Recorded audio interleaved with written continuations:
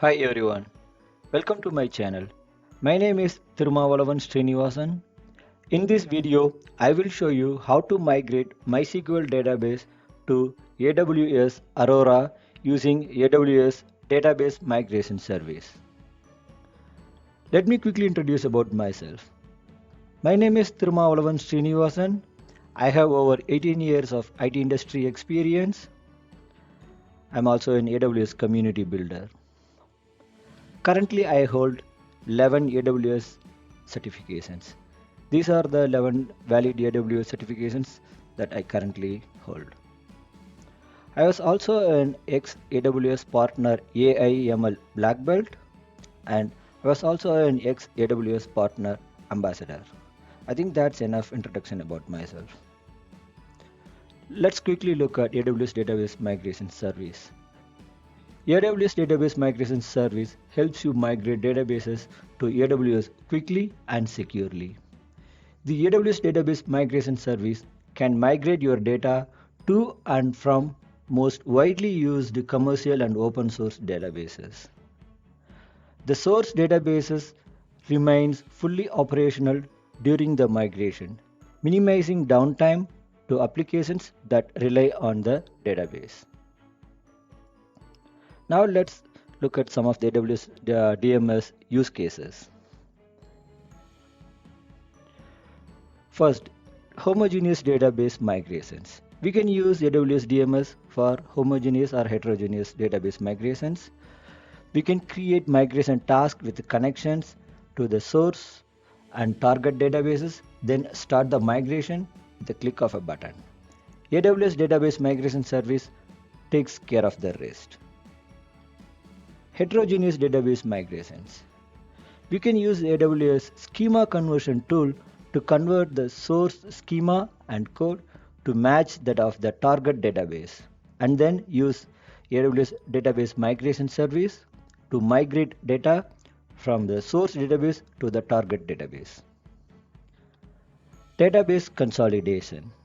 You can use AWS Database Migration Service to consolidate multiple source databases into a single target database. This can be done for homogeneous and heterogeneous migrations, and you can use this feature with all supported database engines. Continuous data replication. Continuous data replication has a multitude of use cases, including disaster recovery instance synchronization, geographic database distribution, and dev or test environment synchronization. You can use DMS for both homogeneous and heterogeneous data replications for all supported database engines. Now let's look at AWS DMS benefits and features. First, minimal downtime. All database changes to the source database that occur during the migration are continuously replicated to the target, allowing the source database to be fully operational during the migration process. Supports widely used databases. AWS DMS supports homogeneous migrations such as Oracle to Oracle, as well as heterogeneous migrations between different database platforms such as Oracle to Amazon Aurora. Low cost. You only pay for the compute resources used during the migration process and any additional log storage. Migrating a terabyte size database can be done for as little as $3. Reliable. Multi-AC option allows you to have high availability for database migration and continuous data replication by enabling redundant replication instance. Let's look at the current setup that we have now. I have already implemented this setup. For this demo, I'm using US East 1 region, that's North Virginia, and then I have created a VPC, custom VPC, and I have 6 subnets in 2 availability zones, that is US East 1A and US East 1B. And I have this demo implemented in 3-tier architecture. So first tier, that is the public subnets, where I have my Bastion host or jump box or public EC2 instance, whatever we call that. So I'll I usually connect from my local system to the Bastion host or jump box or the public EC2 instance, and then the second tier we have a private EC2 instance. So we can only connect to this private EC2 instance from the public EC2 instance. And the third tier, that is the database layer, in that I have created two databases. One MySQL DB instance on multi-AZ environment, and I have also created Aurora cluster, primary and the writer instance and the Aurora read replica. So this is the architecture that I have currently created, and I have created a database, sample database, and some sample data on my MySQL DB instance. So that I will show you, and then I will show you how we can use AWS Database Migration Service, that is AWS DMS, to migrate the data from MySQL to Amazon Aurora.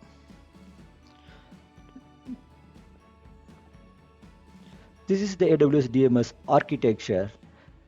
So we can see that, like, I have my MySQL DB instance, that is the source database that I have created, that is on the left.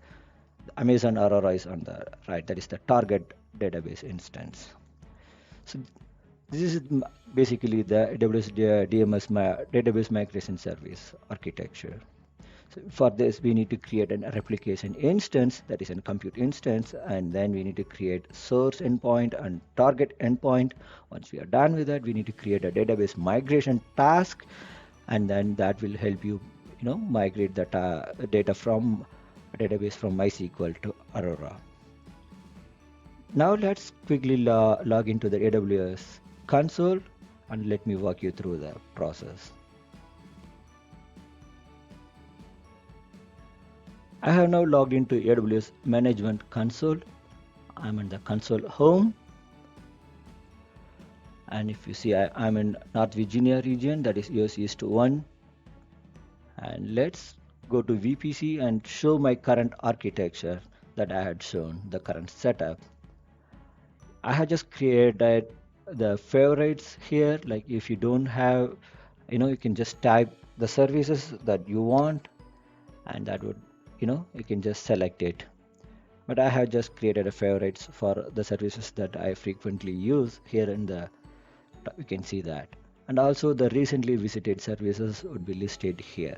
So either way, you can just, let's go to VPC. I'm opening it in the new tab. Let me show you the VPC that I have currently created. I have my project VPC. That's the custom VPC that I have created, and it has the CIDR range 10.0.0.0/16. And if you go into subnets, let's filter it by VPC, the VPC ID, and you can see 6 subnets.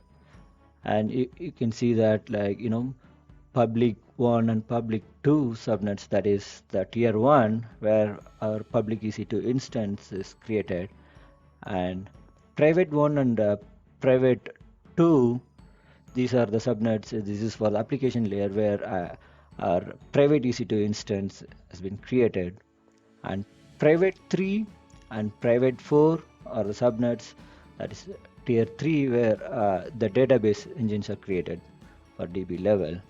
And also remember that, like, private 3 and private 4 has that IPv4 CIDR range of 10.0.160.0/20 and 10.176/20. Let's remember that. And now let's go to EC2 here. Let's go into instances. I have 2 instances. The public EC2 instance, that is my Bastion host or jump box. It has a public IPv4 address and private IPv4 address. This is the instance that I'll connect to it from my local system. And I have my private EC2 instance that doesn't have public IPv4 address, but it has a private IPv4 address. and I'll connect to the private EC2 instance from the public EC2 instance. And private EC2 instance is the application layer, that is tier 2, and the database instances are in tier 3. Let me show you my RDS that I have created.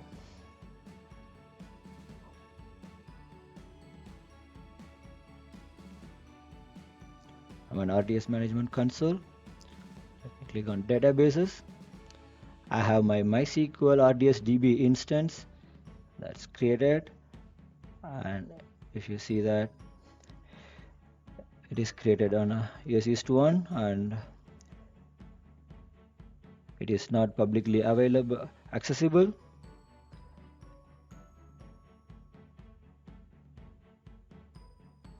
And you can see the configuration as a DB T3 small instance, and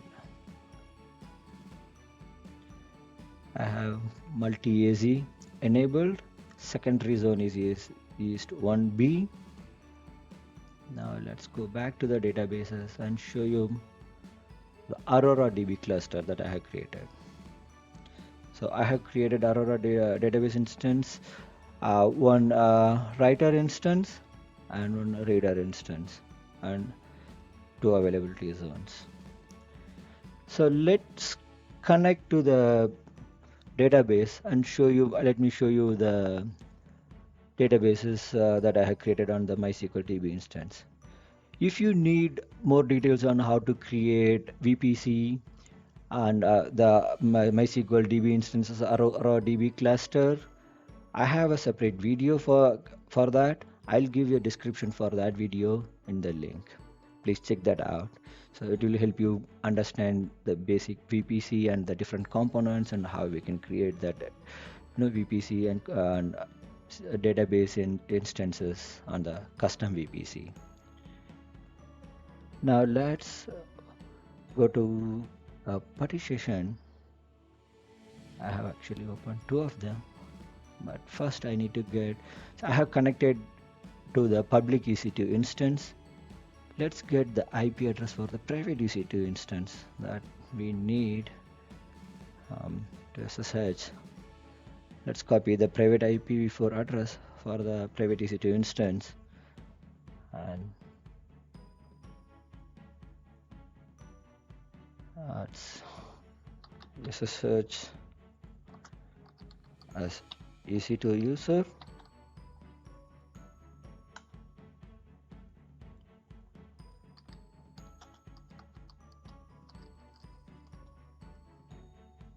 I have actually enabled the PuTTY agent forward, SSH agent forward, so that's why I'm not providing the input file for the key pair. It is SSH agent this has been forwarded, key has been forwarded from my local system. I'm now connected to the private EC2 instance. Let's go to RDS and let's get the the endpoint for my RDS MySQL DB engine. Let's open this one, MySQL host, port is 3306, username is admin, and let me provide the password.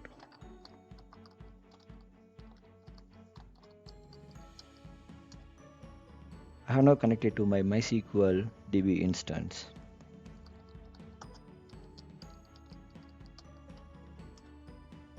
If you see, I have created a database named company. Let me go ahead and switch to that database. I have 3 tables in this database.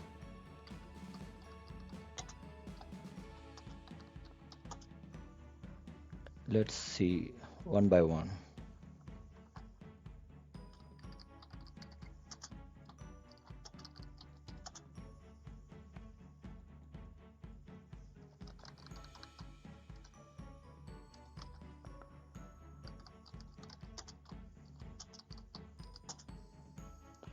Let's see the products table. These are the three tables that I have created inside this database named company.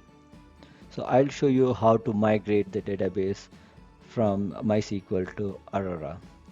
Let me also log into Aurora and show you the current setup for Aurora database.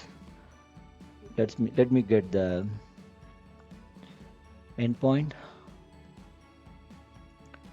We have two endpoints, one for a reader instance, one for the writer instance. Let's copy the endpoint for the writer instance.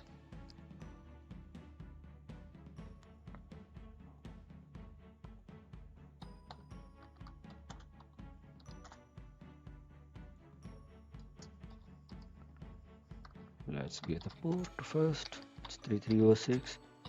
Username, admin, and the password.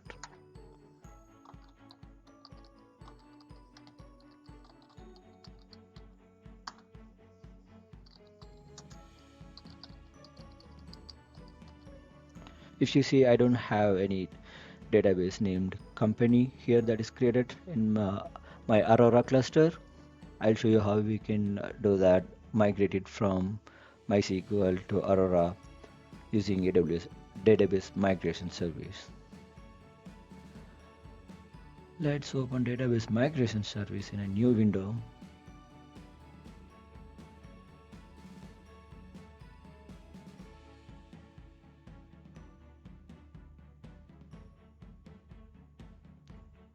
It's taking a while. Because it is fast.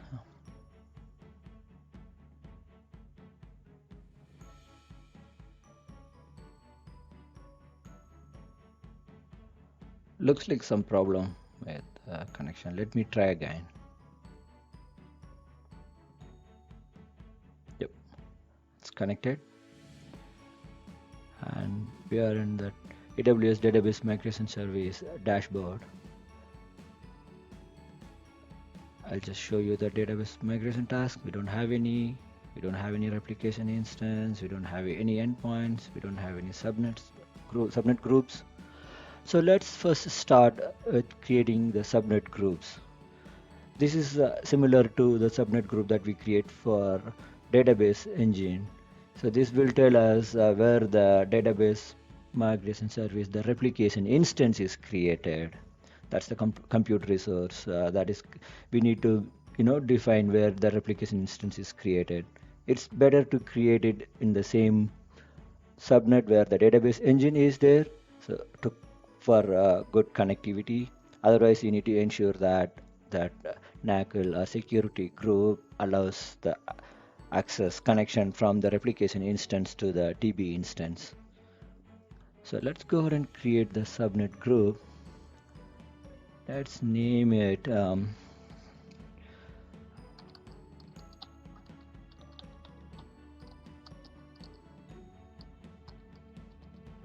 like replication subnet group. I'm going to use the same for the description, and let's select the VPC. That's project VPC. That's where we have our database instance is created. And let's select the subnets. As I said, the DB instances are created on private 3 and private 4 subnets, that is the tier 3. So first let's select subnet for private 3 and project subnet private 4. That's on both EOS East 1A and EOS East 1B. There is the same subnet where I have created both MySQL and Aurora DB instances. That's good enough. Let's create the subnet group. That's done. Now let's go to replication instance and let's create a replication instance. Let's click on replication instance. Let's name it MySQL to Aurora.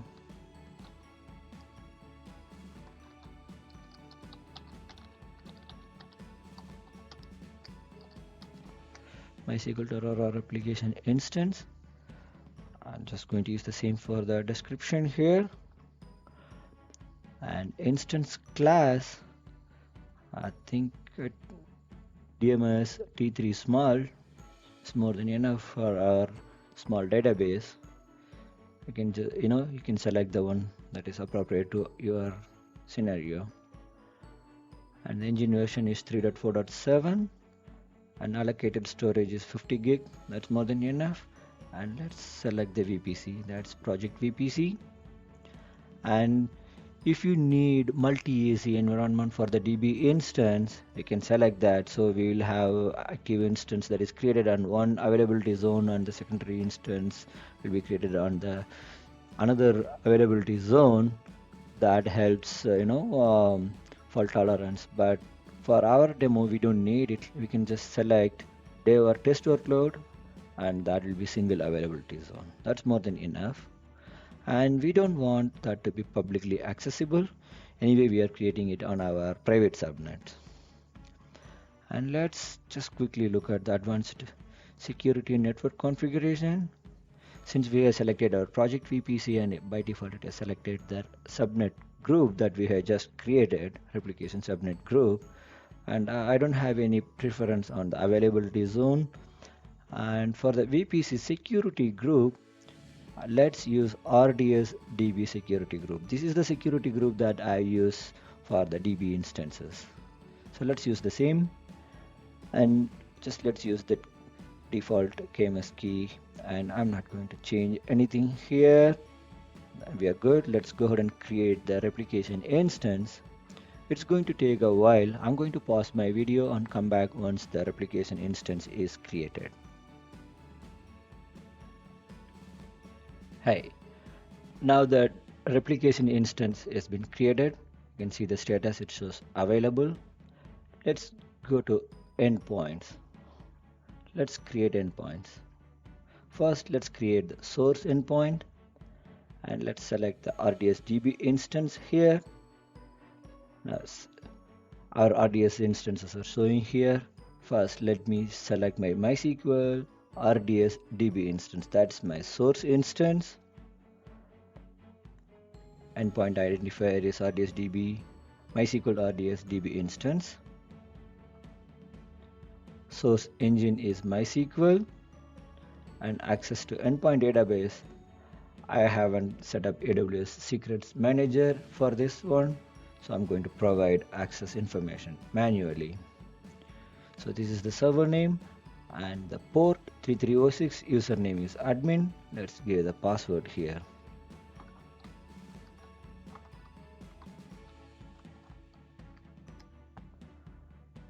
And I'm not going to touch any other fields. Let's quickly check the endpoint settings. Everything looks okay. I'm not going to do anything here.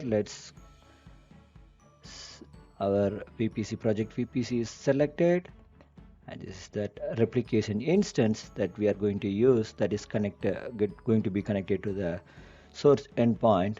Let's run test to see if this is successfully connecting. We are now testing the status. So basically it is testing the connection from our replication instance to the source database. For that reason only I was saying, like, we need to ensure that we need to create that replication instance and then ensure that like it has access to that DB instance. So we have created the replication instance on the same subnet where the DB instance resides. So that's private 3 and private 4.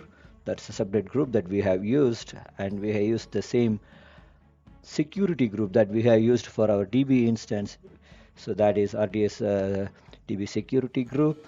So we have other security group, any instances within the security group, we have enabled the traffic, all traffic that originates from the same security group. So now that connection has been successful, so we are able to now connect to the source database instance from our replication instance. So let's go ahead and create the endpoint. It's created and active. Let's go ahead and create one more endpoint for target. Let's select target endpoint and select RDS DB instance. Here again, both MySQL and Aurora DB instances is listed. Now let's select Aurora DB cluster as the target endpoint. Make sure that you select the writer instance endpoint, not the reader instance endpoint. So this is the writer endpoint. Let's select that one. And target endpoint is Amazon Aurora MySQL. And let's select again, provide access information manually. Same port 3306, username is admin. Let me type the password.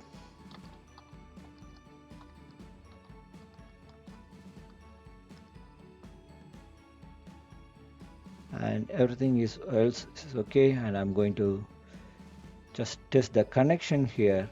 Let's click the run test. So this time we are checking if we are able to connect to the Aurora DB cluster from our replication instance. It should work fine because we have used the same security group. The instance is in the same private subnet where Aurora cluster is created. So once that testing is completed, the status should change from testing to successful. So now it is changed, it is successful. Now we are able to connect to both source and target database instances from our replication instance. Let's click the create endpoint. Okay, we have now created both MySQL source and target endpoint. Source endpoint is for MySQL, and target endpoint type, it is mentioned here source, and this is the target. And engine type, this is MySQL for source, and Amazon Aurora MySQL for target. So we are done with that. Now let's go to database migration task. Let's create a task. So let's give a task identifier. Let's name that as again MySQL to Aurora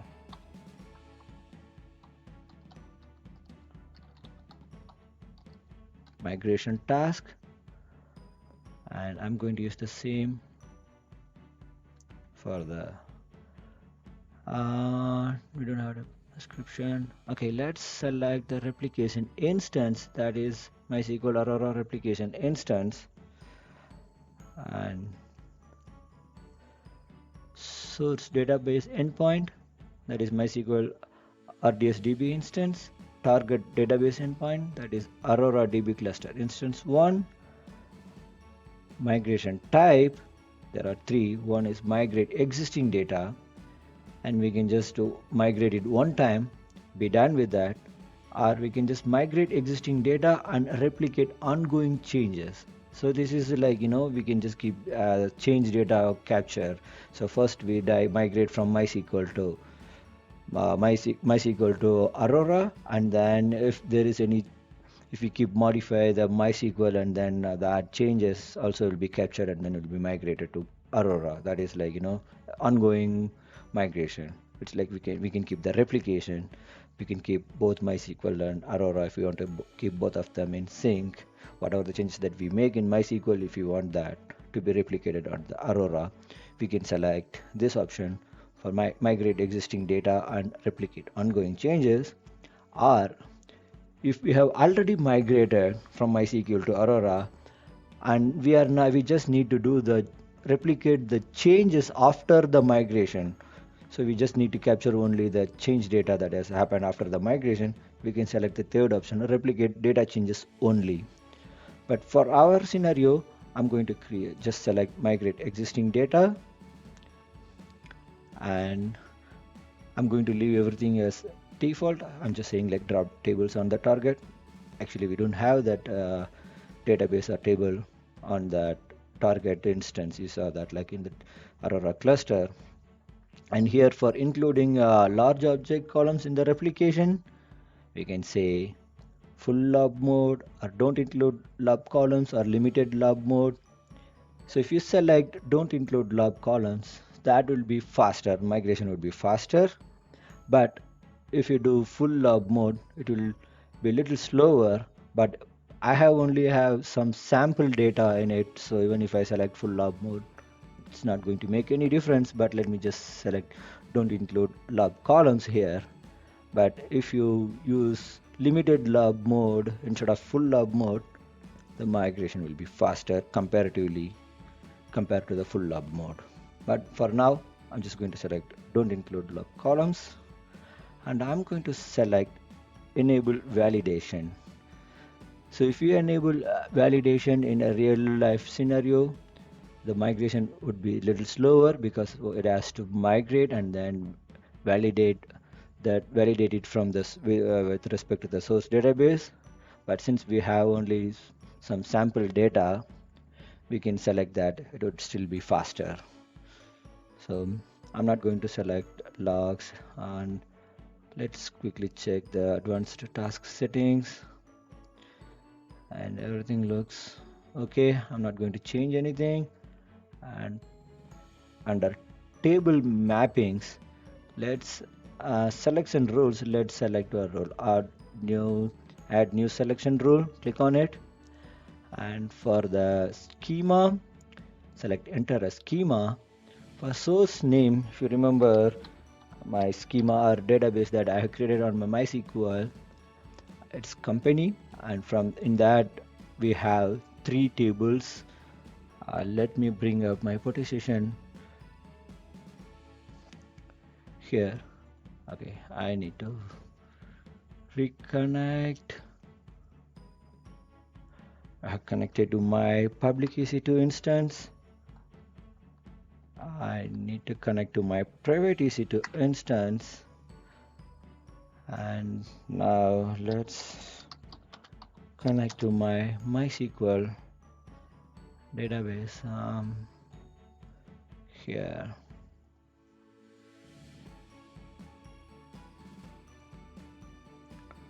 Let me copy the endpoint.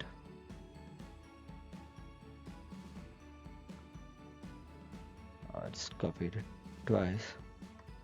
Let me erase the extra one. Now let's select the port 3306. So name admin.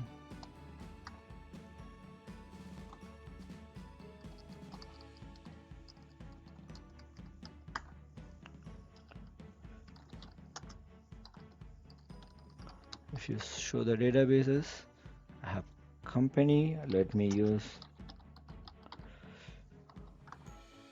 If you show tables, I have 3 tables in it. So if I want, I can just migrate the entire database, and then all the tables will be migrated, or I can select any particular table and migrate only that table, or if I want to exclude any table and then migrate other tables, we can do that. But for now, let me just migrate the new hire table. Let's go back to DMS for database migration task. Here we have selected a source name, that's a schema, that is company, and then for the table, instead of using the wildcard, let's use just new hire, and the action is include or exclude. If I say include, only this new hire table will be migrated. The other 2 tables will not be migrated. If I say exclude, so new hire table will be excluded and the other tables will be migrated. So let me go ahead and say include. So let's see, like if it migrates only the new hire table in this company schema. Let's see that. That's fine. Now I'm not going to change anything. If you want to change the transformation rules, like you can add a transformation rule, like if you want to change the schema or the table or anything, you can just do that. Like for now, I'm not going to do that. I'm just going to use it as it is, and I'm not going to run pre-migration assessment. And so everything else looks good. So migration task startup configuration automatically on create, available only if pre-migration assessment is not enabled. So it's not enabled, and we have everything else looks okay for us. Okay, let's go ahead and create the task. So the task is getting created. Let's wait for some time. Once this is created, it should automatically start. if it starts, but I seen some issue in the past. It is not started automatically, then I have to go manually start it. Let's see how it behaves this time. Maybe I can file a, you know, a bug with AWS. Let's see how it is doing that. Let's wait for a minute. Meantime, let's go and take care of connecting to my Aurora cluster. Let me go to databases and let me select my Aurora DB cluster and let me select my writer instance endpoint. Okay, let me go back. Let me restart my session. It's good. And I'm going to connect to my private EC2 instance. And if you remember, that is 10.01.41.213. I connected to that, and now let me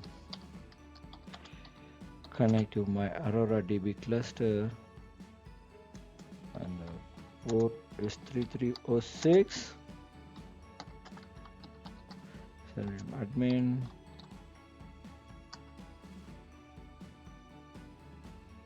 Okay.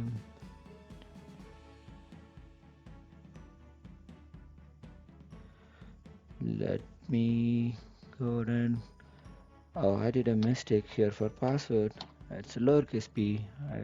By mistake I gave uppercase, so that's my bad.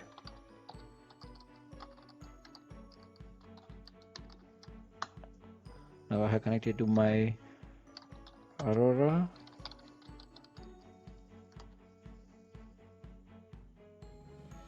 Oh, I just did a typo. Okay, I think the migration is completed. It says it's running, but progress is 100%. Oh, load complete. It just changed. Okay, now that has automatically started and it's completed the migration task. That's cool. Let's go to my MySQL and Aurora. So the bottom one is the Aurora instance. So if I change to the company schema and so tables, I have only the new hire table that is migrated. That's what we wanted. Like in the migration task, if you remember, we selected only the new hire table and then selected to include. So only this table is included and other tables are excluded. The top session is for my MySQL. If you see the show tables, and I have three tables: department, new hire, and products for my company schema. But for in the bottom session, that is my Aurora DB cluster, and you can see for my for company schema has been migrated, and then only the new hire table is migrated, not the department or products table. So let's go and let's start from new hire. Everything looks good. Let's check the same thing. So let's start from, looks like it's completed. Migration is completed properly.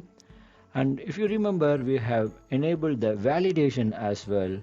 So if you just show databases,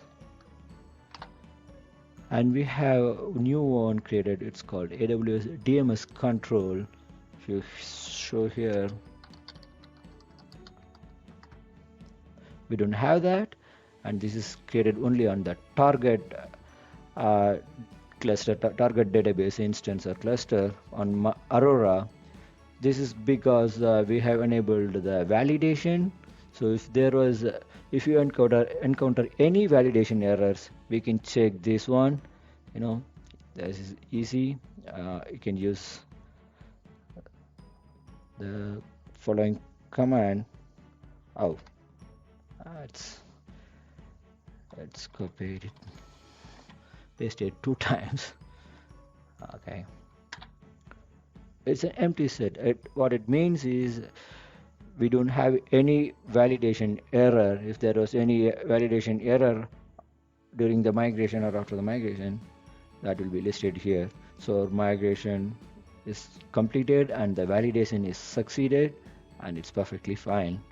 So this is how it is easy to migrate a database from using AWS database migration service from one database instance to the other database.